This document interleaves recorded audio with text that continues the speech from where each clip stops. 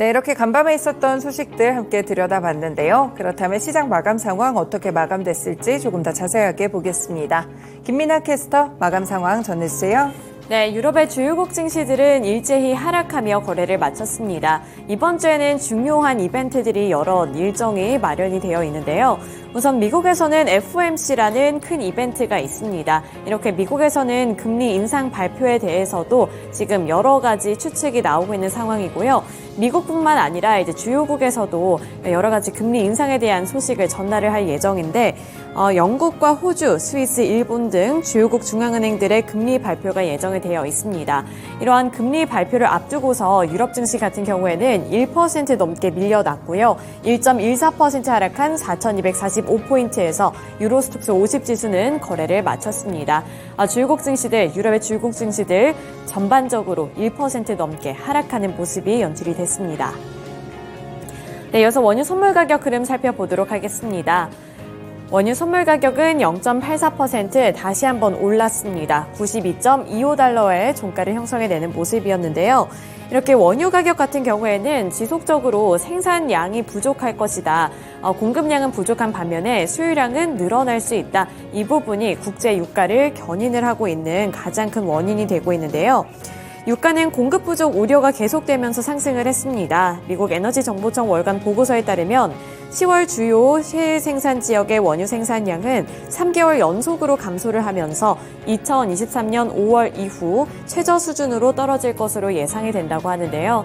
여기에 이어서 이제 중국에서도 경기가 회복될 경우 수요량은 더욱더 많아질 것이라는 전망이 관측이 되면서 이렇게 국제 유가 같은 경우에도 다시 한번 상승해주는 모습이 연출됐습니다.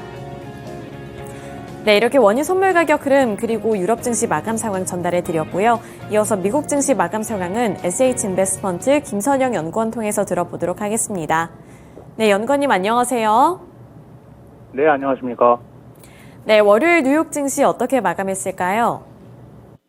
이게 내일 시작돼 수요일까지 이어지는 9월 FOMC를 앞둔 경제 심리가 짙어졌던 가운데 오늘 뉴욕 증시는 강보합권에서 거래를 마쳤고 지수별로는 다우지수가 0.02%, S&P 500은 0.07, 나스닥은 0.01% 상승했으며 소형주 중심의 러셀 2000은 0.68% 하락으로 거래를 마쳤습니다. 시장은 연준이 이번 회의에서 기준금리를 동결할 것으로 예상하고 있지만 투자자들은 최근 인플레이션 압력이 재차 커짐에 따라 연준이 연내 금리를 추가로 인상할지에 주목하고 있는데요. 연준은 이번 회의에서 의원들의 금리 전망치를 담은 이른바 점도표를 내놓을 예정이며 오늘 채권 선물 시장에서는 연준이 이번 회의에서 금리를 동결할 확률을 약 99%로 예측하고 있는 상황입니다. 한편 국제 유가의 상승이 이어지면서 에너지 관련 업종이 강세를 보이면서 오늘 시장을 주도했지만 이에 따른 인플레이션 우려 역시 높아지면서 투자 심리에 부담을 가한 하루였는데요. 증권사 BofA에 이어 시티그룹 역시 러시아의 감산 여파로 국제 원유 가격이 올해 안에 배럴당 100달러를 도파할 것이라고 전망하고 있는 가운데 오늘 특징 종목들을 보면 골드만삭스가 판매 가격 인하에 따른 향후 순익 전망의 하향 가능성을 전망한 데 따라 테슬라의 주가가 3.3% 하락했고 회사의 CEO가 최근 15,000주의 자사주 매각을 증권거래위원회에 공시했다는 뉴스로 백신 제조업체 모더나는 9% 급락세를 보였으며 오늘 업종별로는 에너지와 산업, 금융, 방위산업, 건설업종이 소폭 상승했던 반면 임의 소비재를 비롯한 소매업종 전반을 비롯해 부동산, IT, 헬스케어 업종이 약세를 보였고 벤치마크의 10년 만기 국채금리는 전일 대비 하락한 4.319%, 달러 인덱스는 0.2%의 약세로 거래를 마쳤습니다.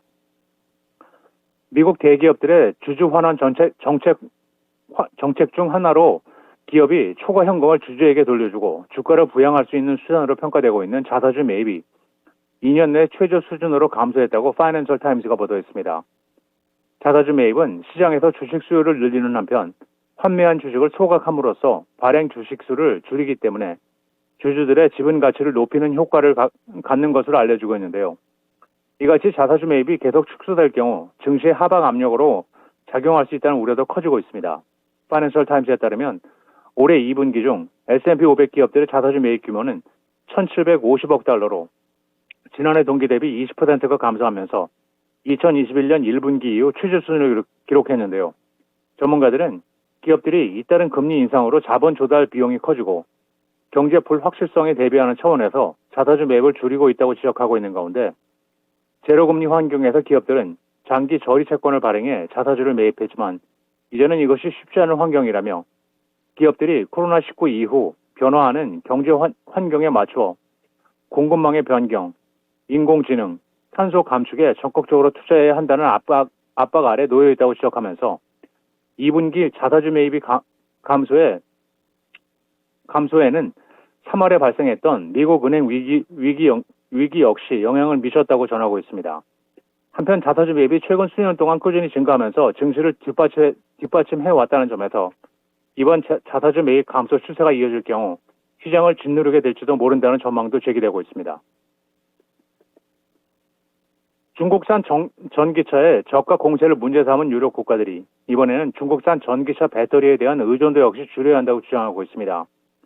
단기적으로 보면 중국산 전기차가 중국 공산당 지도부의 부당한 보조금을 지원받아 시장을 잠식하는 것이 문제지만 중장기적으로 보면 전기차에서 가장 핵심이 되고 있는 배터리 부문을 중국산이 장악하게 되는 것에 더 큰 위협을 느낄 것이라는 위기감을 반영한 것이라는 것이 언론들의 지적인데요.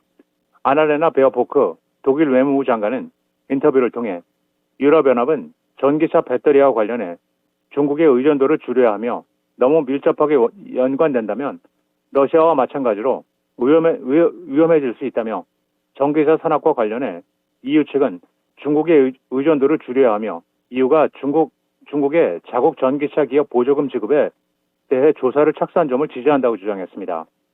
한편 이번 주 EU 측 대표단이 중국 베이징을 방문해 고위급 회담을 가질 예정인 가운데 전문가들은 EU가 중국산 전기차에 대한 부당 보조금 조사를 통해 추가 관세 부과 여부까지 심사하는데 약 13개월이 걸릴 것으로 예측을 하고 있는 상황입니다. 증권사 도이체뱅크가 투자 의견을 기존의 보유에서 매수로 높이고 목표 주가를 기존의 65에서 전일 종가 대비 약 20%가 높은 85달러로 높였다는 뉴스로 반도체 업체 마이크론 테크놀로지가 0.9% 상승해 70달러 50센트의 거래를 마쳤습니다. 도이치뱅크는 D램 가격 결정력이 변곡점에 도달했다면서 11월 분기에 매출 및 수익 가이던스에서 월가의 예상을 뛰어넘을 것이라면서 마이크론의 연간 주당 조정 순이익 전망치를 2024년 종전 1달러에서 3달러, 2025년에는 종전의 5달러에서 7달러 50센트로 상향 조정했는데요. 공급망의 과잉 재고와 거시적인 최종 수요의 약세로 마이크론의 최근 중립적 입장이었지만 이제는 모든 공급업체의 공격적인 생산 감축을 고려할 때 최악의 다운 사이클을 지난 것으로 주장하고 있습니다.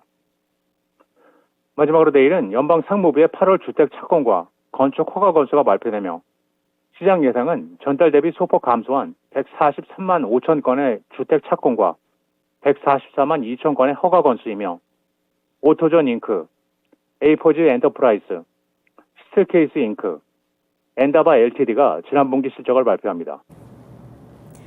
네, 이렇게 실적 발표 일정까지 함께 들어봤고요. 지금까지 미국 증시 마감 상황이었습니다. 오늘 말씀 고맙습니다. 네, 감사합니다.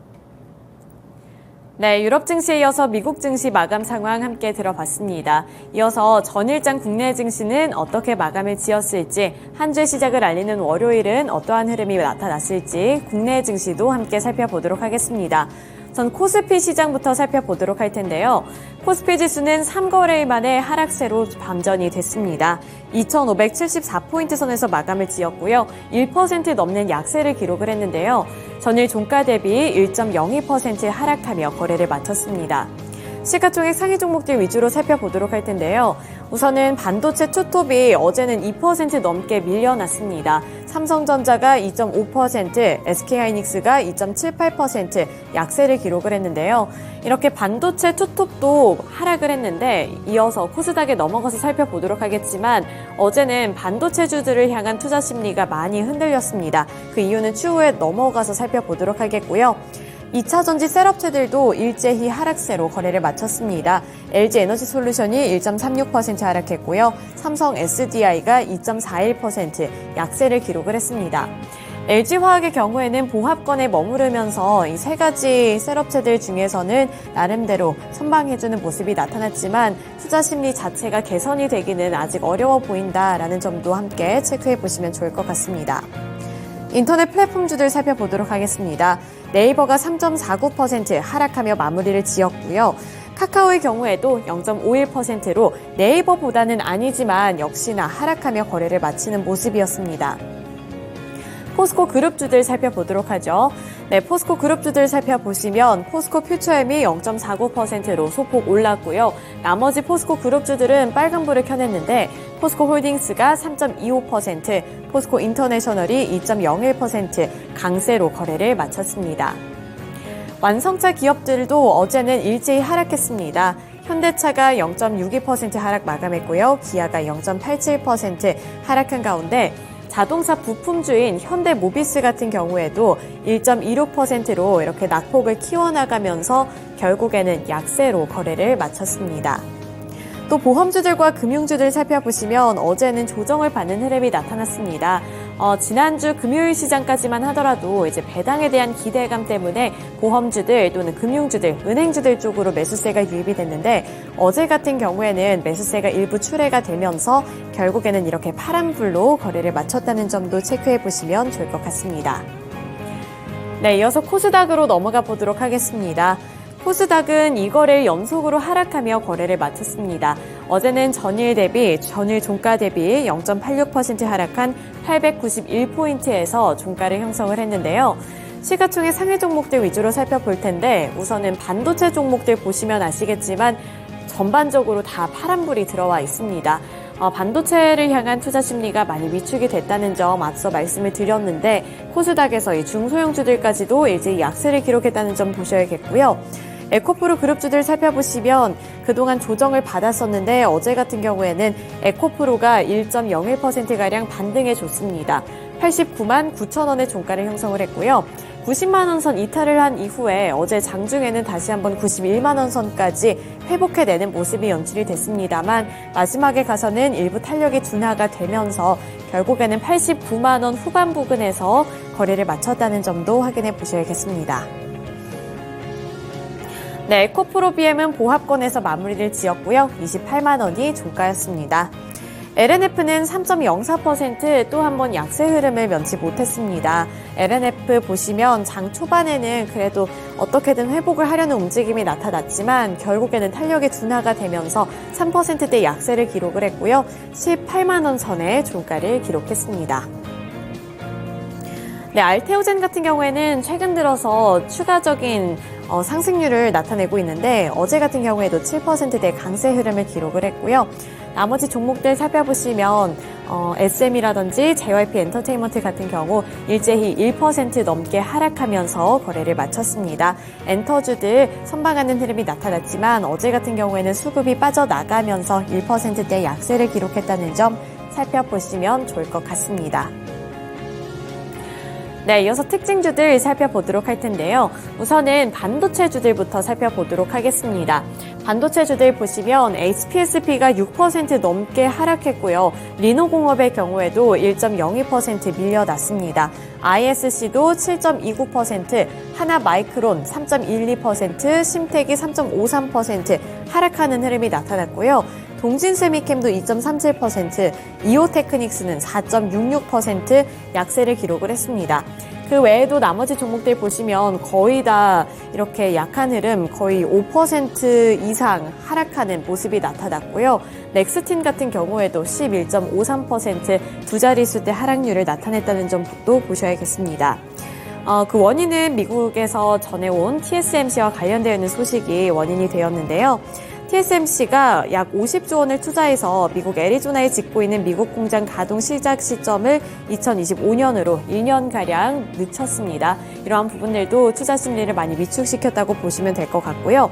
또 세계 최대 반도체 파운드리 업체인 TSMC발 충격으로 각국 증시가 일제히 하락한 가운데 TSMC가 최근 주요 반도체 장비 업체의 제품 납품을 늦춰달라고 통보한 사실이 알려지면서 반도체 경기 전망에 대한 우려감이 더욱더 확산이 됐습니다. 이에 따라서 수요 회복이 더딜 것으로 전망이 된다라는 평가와 함께 이렇게 국내 증시에서도 반도체 주들이 타격을 받는 모습이 연출이 됐습니다. 네, 다음 특징주 살펴보도록 하겠습니다.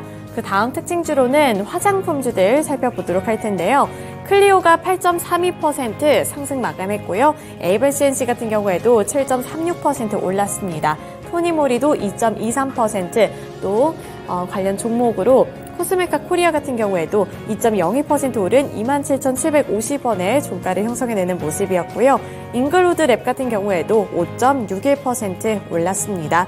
그 외에 코스맥스 같은 이런 제조 업체들의 주가도 1.51% 오르는 등 이렇게 화장품주들 전반적으로 빨간불을 켜내는 모습이 연출이 됐는데요. 그 이유는 중국 국경절 연휴에 대한 기대감에 있었습니다.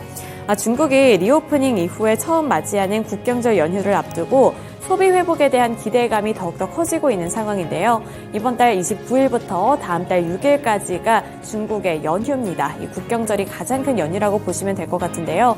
그때 이제 우리나라를 방문할 만한 중국인 관광객이 많이 늘어날 것이다 라는 전망과 함께 그에 따라서 우리나라 이런 화장품 소비가 늘어나지 않을까 하는 기대감이 이쪽 주가에도 반영이 됐다고 보시면 되겠습니다. 그리고 에이블 CNC 같은 경우에는 미샤 같은 기업을, 그런 브랜드를 갖고 있는 기업인데 배당과 관련해서도 매력을 갖고 있는 종목입니다. 따라서 에이블 CNC 배당 관련해서 최근 들어서 관심을 많이 받았던 적 있죠. 어제 같은 경우에도 7%대 강세를 기록했다는 점 보시면 도움이 되겠습니다. 네, 이제 마지막 특징주 살펴보도록 하겠습니다. 그 마지막 특징주로는 온라인 교육 관련 종목들, 교육주들 살펴보도록 할 텐데요. 능률이 9.91% 강세로 거래를 마쳤고요. 유엔젤도 4.37%, YBM넷도 2.27%, 메가MD도 2.14% 올랐습니다. 웅진싱크빅이 1.01%, 대교가 2.04%, 비상교육이 0.78% 오른 채로 거래를 마쳤는데요. 교육부가 에듀테크 산업을 육성을 한다, 그리고 수출을 활성화할 것이라는 계획을 내놓게 되면서 이쪽 교육주들 쪽으로도 관심도가 높아졌고요. 매수세가 함께 유입이 됐습니다. 교육부는 비상경제장관회의 겸 수출투자대책회의에서 디지털 기술을 교육에 활용하는 에듀테크 산업을 키워 공교육 경쟁력을 강화하고 관련 수출을 활성화하는 관계부처 합동 에듀테크 진흥 방안을 발표했는데요. 해당 방안에 따르면 모든 교사가 에듀테크를 수업에서 쓸 수 있도록 소양 교육을 확대하고 무료 체험 플랫폼을 구축할 것이며 새로운 수출 산업으로 K-에듀테크를 육성할 계획인 것으로 전해졌습니다. 이에 따라서 이렇게 능률이라든지 나머지 대표적인 교육주들이 함께 올랐다는 점 확인해 보셔야겠습니다. 네, 이렇게 특징주들까지 함께 알아봤고요. 지금까지 글로벌 증시 마감 상황이었습니다.